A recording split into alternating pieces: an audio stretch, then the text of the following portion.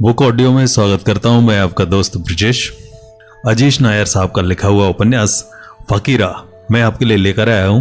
और पिछले अंकों में आपने सुना कुसुम किस तरह से परिवार का हिस्सा बन गए थे और पहली मुलाकात में वो कुछ बात करना चाह रहे थे। कॉफी शॉप में कॉफी पीते पीते यहाँ वहां की तो बातें कर रही थी, लेकिन असल में वो क्या बात करना चाहती थी वो अभी तक उसने नहीं बताया था। चलिए बढ़ते हैं कहानी में आगे की ओर। मैं उठकर बोला, मैं जा रहा हूं।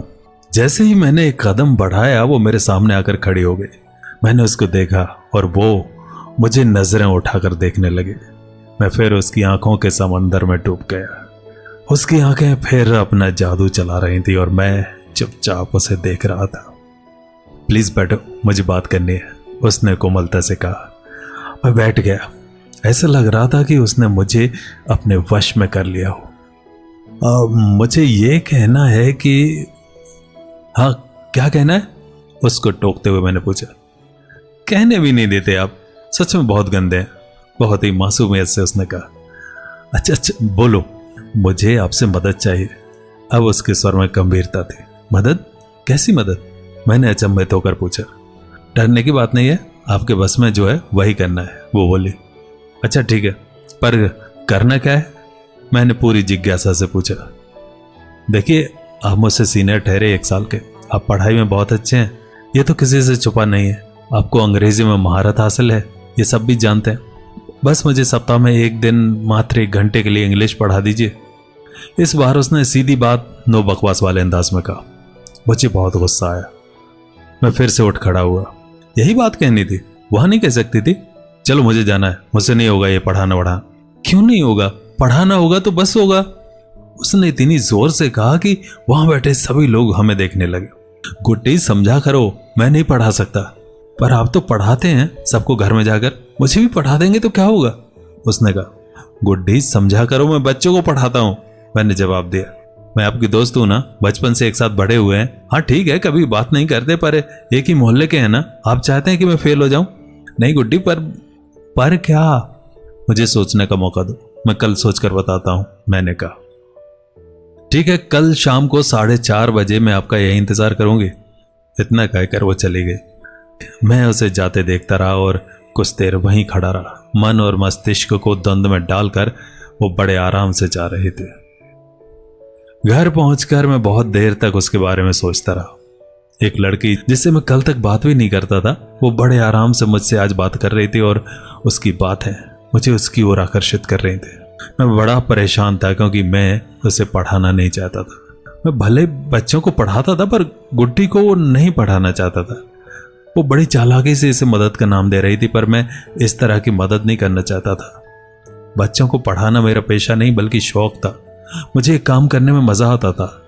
ऐसे बहुत सारे बच्चे थे जिन्हें मैं बिना फीस लिए भी पढ़ाता था। इतनी कम उम्र में मैं उनकी सहायता कर पा रहा था, ये मेरे लिए गर्व की बात थी। वास्तव में मुझे एक लेखक और कवि बनना था। मैं चाहता था कि दुनिया मेरे द्वारा लिखे हुए उपन्यासों और कविताओं को पढ़े। मैं सभी पाठकों तक पहुंचकर अपनी बात को रखना चाहता था। ये मुश्किल तो था, पर मेरा विश्वास इतना ज्यादा था कि मुझे हर पल यही लगता था कि मैं ये कर लूंगा। बच्चों को पढ़ाने में मुझे अपार खुशी मिलती थी, जिसका मूल्यांकन नहीं किया जा सकता। कभी कभी अम्मा मुझे बहुत डांटती थी क्योंकि मैं बच्चों से फीस नहीं मांगता था। अम्मा को मेरी खूब चिंता थी। उन्हें हमेशा लगता था कि लोग मेरी अच्छाई का फायदा उठाते हैं। उनका मेरे बारे में इस तरह का चिंता करना जायज था। वो एक माँ की भूमिका भली भांति निभा रही थी। भले वो मुझे डांटती थी क्योंकि मैं फीस नहीं मांगता और सभी की मदद करता फिरता था, पर सच तो ये है कि उन्हें मुझ पर गर्व भी था। उनकी आंखों में यह गर्व साफ साफ नजर आता था।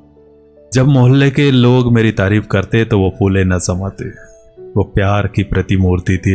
मैं ईश्वर से यही प्रार्थना करता हूँ कि यदि मुझे दोबारा कभी मनुष्य का जन्म मिले तो मुझे इसी माँ की कोख में शरण मिले। मैं उनका बेटा हर जन्म में बनना चाहता था। अम्मा के बाद कोई अगर मेरी जिंदगी में महत्वपूर्ण था तो वो थी मेरी छोटी बहन रिया। अम्मा और रिया मेरी जिंदगी थे। उनकी खुशियां ही मेरे लिए जरूरी थी। जिंदगी में बहुत कुछ हासिल करना था ताकि इन दोनों को खुशी दे सकूं। उन्हें मेरे नाम पर फक्र हो, बस यही चाहता था। अपनी जिंदगी में बहुत कुछ हासिल कर उन्हें दुनिया की हर खुशी देना चाहता था। पिताजी के स्वर्गवास के बाद माँ ने बड़ी जद्दोजहद कर हमें पढ़ाया था। उनका कर्ज तो कभी नहीं उतार पाऊंगा, पर एक बेटे का फर्ज जरूर निभा पाऊं, यही तमन्ना थी। ऐसी परिस्थिति में प्यार मोहब्बत कर मैं अपनी एकाग्रता को भंग नहीं करना चाहता था। गुड्डी की मदद करना बड़ी बात नहीं थी, पर उसके नजदीक जाने से मेरी एकाग्रता भंग हो सकती थी, जो मैं कभी नहीं चाहता था। जब उसको देखने से मैं व्याकुल हो जाता था, उसके साथ अगर वक्त बिताऊं तो शायद मैं अपना ही न रहूं, अतः मैं उसकी मदद नहीं करना चाहता था। मैंने सोच लिया था कि मैं उसे साफ साफ मना कर दूंगा। हालांकि फैसला तो मैंने कर लिया था, फिर भी गुड्डी की बातें और उसकी मुस्कुराहट बार बार मेरी आंखों के सामने आ रही थी। मैं आंखें बंद करूं तो उसका मुस्कुराता चेहरा मुझे जगा देता था। उसकी बातों की जादूगरी मुझे खुशी तो देती थी, पर मुझे डर लगता था कि कहीं मैं उसके प्यार में पागल ना हो जाऊं। मैं ध्यान हटाने के लिए किताब निकालकर अपने कमरे में बैठ गया। मैं कोशिश करने लगा कि पढ़ पाऊं, पर मैं बार बार उसकी यादों से हार रहा था। मैं हार कर टीवी देखने लगा। मैं बार बार चैनल बदल रहा था, जो ये बता रहा था कि मैं बहुत परेशान हूं। अम्मा यह सब कुछ देख रही थी। मैं जब भी परेशान होता तो मेरी अम्मा एक झटके में समझ जाते। ये खूबियां ईश्वर ने सभी माँओं को दी है।